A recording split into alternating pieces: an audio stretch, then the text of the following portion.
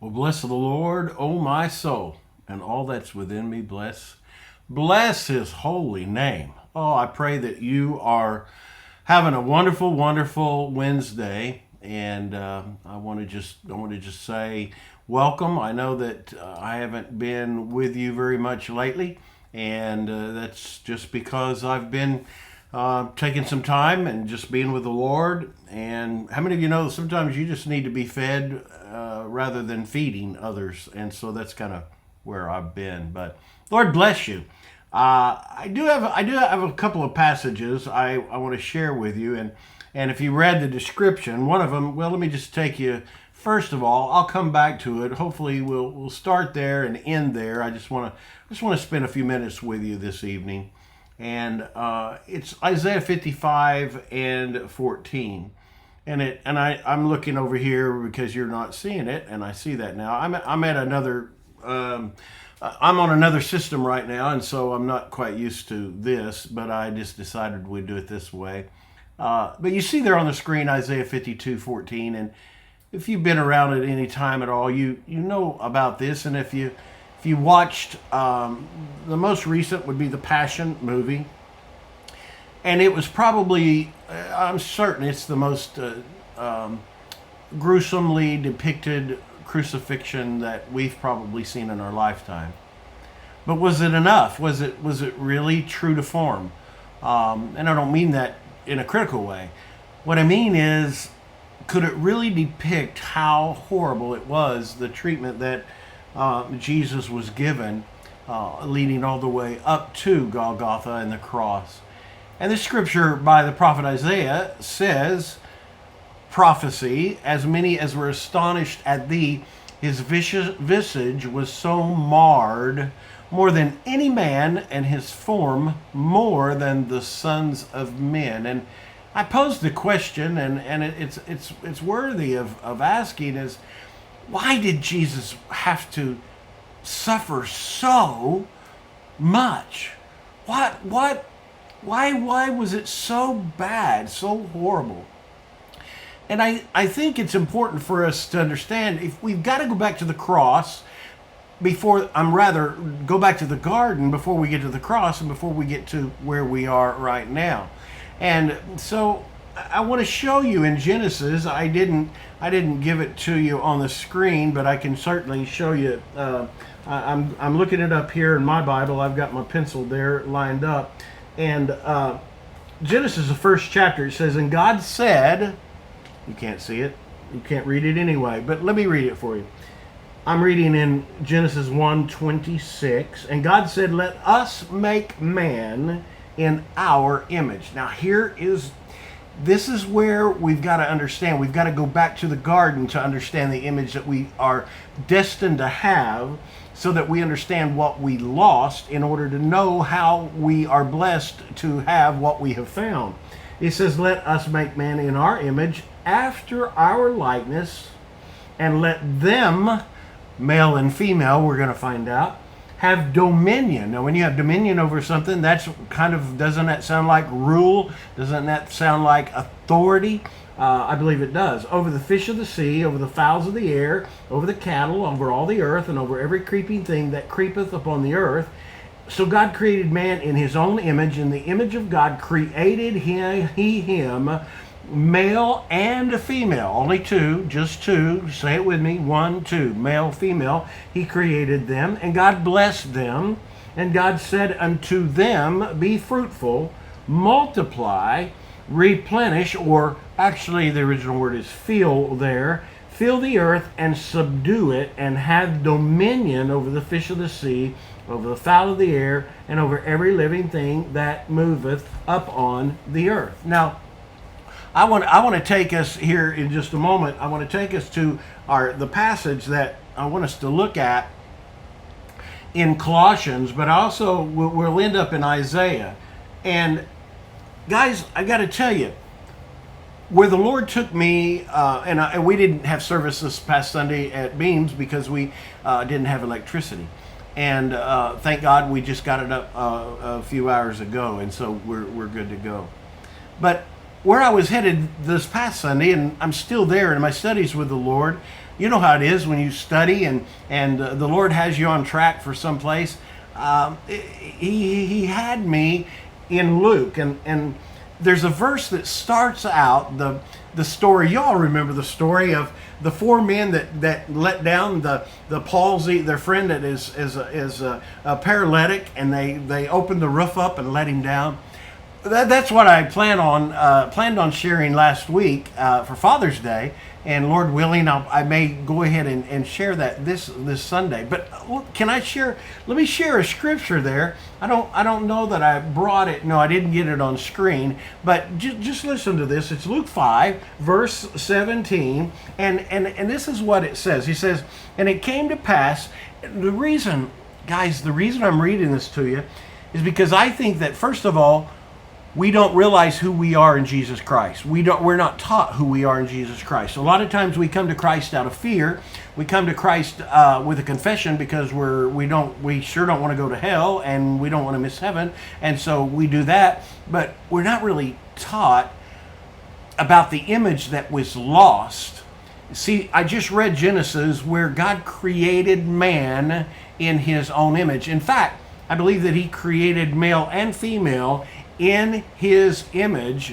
The first name that woman had was woman because she was taken out of man. I believe that both male and female, the first Adam and the first woman, not Eve yet because she hadn't sinned yet. Eve, the word Eve or the name Eve came after the fall, after the curse, after she ate the apple and Adam ate the apple. That's when Eve came into play. That's where the reproduction and mother and all of that stuff came into play. But before, it was an image that God created and he created dust, Adam out of dust. Eve came from Adam, not another lump of clay, but from Adam, from his rib. I like to say my wife is my prime rib, so she didn't come from another lump. We were created at the very start, at the very beginning. Oh, listen to me. We were created in the image of God. We were created in His likeness to fill the earth, to have authority, to have dominion, to multiply. That's what God created us to do. Then along came sin, and then we have a change from woman to Eve, and then the reproduction and the sweat and all of the stuff that came from that curse. Then we have Christ coming on the scene, and I'm getting to this Luke, the 5th chapter, verse that I want to share with you. Then we have Jesus coming on the scene. Here we have absolute truth, the Son of the living God, God in deity, in fact, and then also man, Son of Man in the flesh, walking amongst the people of Jerusalem, Capernaum, Galilee. He's walking and talking, and people are looking at truth and not recognizing truth, and they're trying to constantly trip Jesus up on His words. So here's what it says. It came to pass on a certain day, as He was teaching, Jesus was teaching, that there were Pharisees and doctors of the law, okay, sitting by, which were come out of every town of Galilee. A perfect opportunity for people to come and listen to the truth teacher. Listen to truth speak truth. Here, I don't know how many's watching me now. I don't know how many will watch me later. Excuse me, but let me just put it this way. If you're only listening to hear, you're only listening to me to hear what you disagree with or you agree with, then you won't hear what I'm saying. I'll say it again. If you're only listening to hear what you agree with or disagree with, you won't hear what I'm saying. That's what happened here with Jesus. Because all of these Pharisees, the doctors of the law, the people that knew the word, which were come out of every town by Galilee, they came from Judea, Jerusalem, and the power of the Lord was present. The word says to heal them. They miss the healing part. In fact, they miss the healing part for the paralytic, because all of a sudden Jesus says, be of good cheer, your sins are forgiven. And they're freaking out because they're like, oh my goodness, this is blasphemy. They're missing what Jesus was saying because they're focused on what they believe they need to be hearing based on what they have learned or experienced in their lifetime or their narrative that they've been listening to. Why are you saying all this, Mike? I'm saying all this to get us to this image lost. We've lost our image. We've lost our image, and the cross restored our image. All right? We try to teach people when they come to Christ how that their lives need to be changed. But we do it in a way where we're studying a fallen man, and we're buying into the lies and deceptions of the emotions and all of that. We're not going back to the scripture which says we were created in the image of God in his likeness. I had some other verses that I wanted to share, but I feel like just sticking with Isaiah and in closing. I don't want to take up too much of your time. I appreciate you being with me. I really thank you for being with me. So let's go back to Isaiah. And I asked this question: why was it that Jesus had to be beaten so severely? Why was it that, there was no way you could even recognize that it was Jesus, even if you'd have spent 3+ years with him, unless you had followed him and stayed with him, because the scripture says his visage was so marred more than any man, in his form more than the sons of men. Why? Why was Jesus having to be put through so much? And I'll give it to you this way. I was going to Colossians is the passage that I was going to read, and I think I have it here. It's just verse 10. And so let me close with this. You see it there on your screen. First of all, lie not one to another, seeing that ye have put off the old man with his deeds, and have put on the new man. What is this new man? Guys, the new man is that image lost.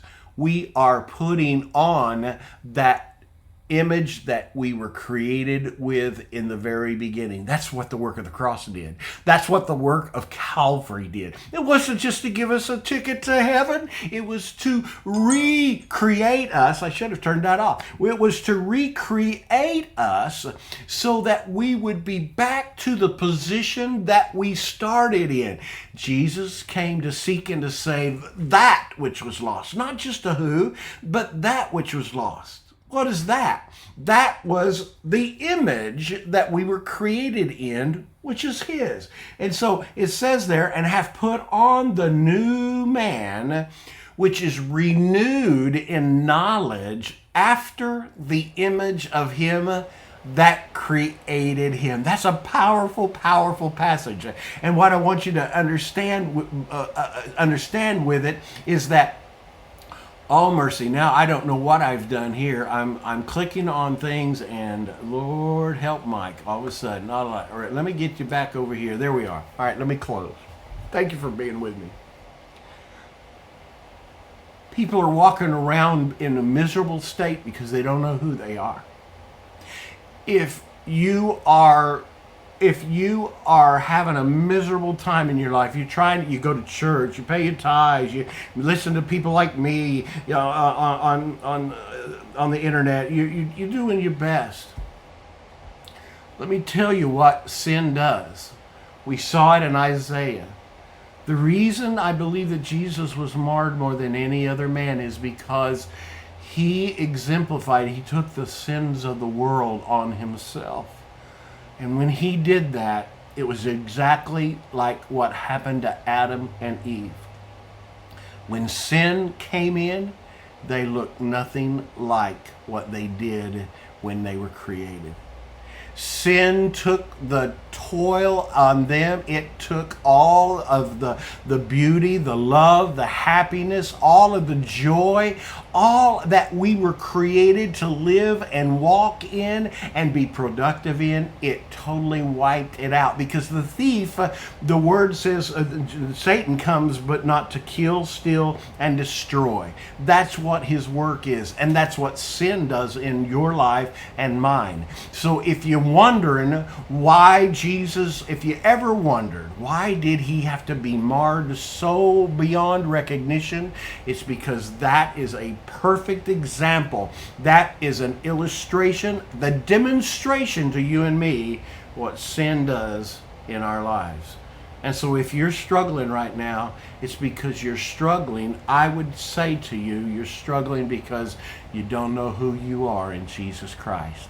You don't realize that, look, I'm not just a sinner saved by grace. I once was, but now I'm a child of the King. I'm a child of the Most High God.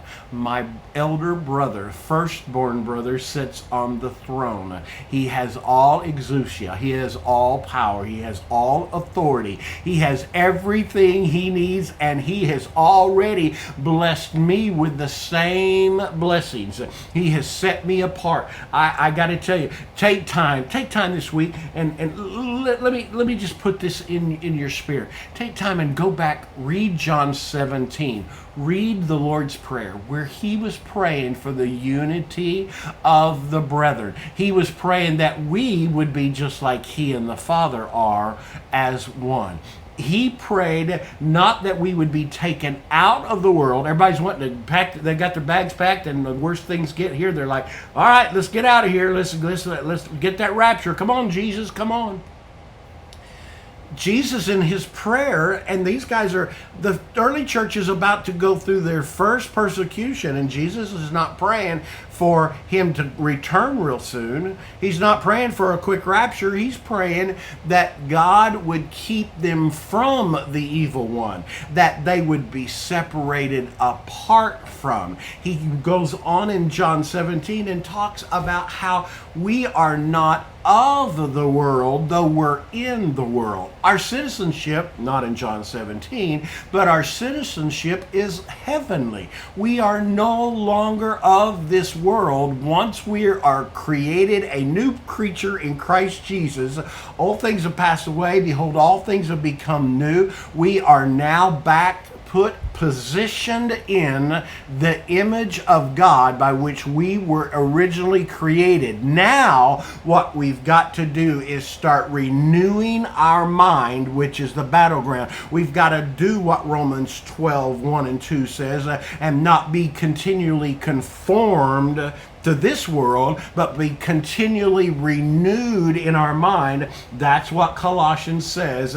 Colossians, the 3rd chapter, verse 10, that's where we are at, and have put on a new man, which is renewed in knowledge after the image of him that created him. Let me tell you, as we go from glory to glory, and that's not from here to millennium, that's not from here to rapture to millennium, that's going from glory to glory right now. That is that as we look into the, I could start preaching now. When you look into that glass, when you look into that mirror, the Word of God, when you look into this, what happens is you start seeing, as we're renewed in our knowledge, as we are going from glory to glory, as we are maturing in the Word of God, we go from seeing ourselves reflected, and we start seeing less of us, more of him. Less of us, more of him. That's my prayer for you tonight. My prayer is that when you look in the mirror, you look in this word, you see more of Christ than you do you. I want to see more of Christ than I do Mike, and I pray that's your prayer too. God bless you. Father, thank you for all of my friends, all of my family. Thank you for those who've just tuned in for a few moments.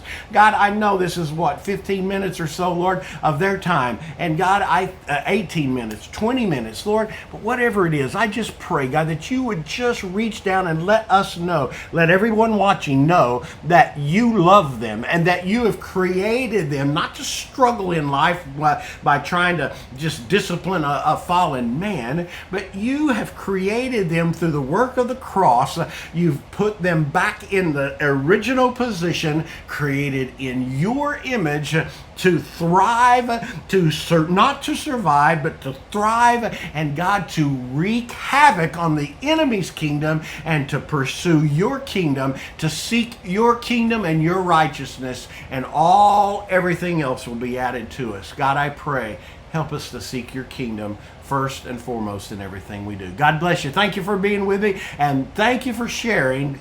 Be a love agent, a change agent in God's kingdom, and watch what God will do for you. God bless.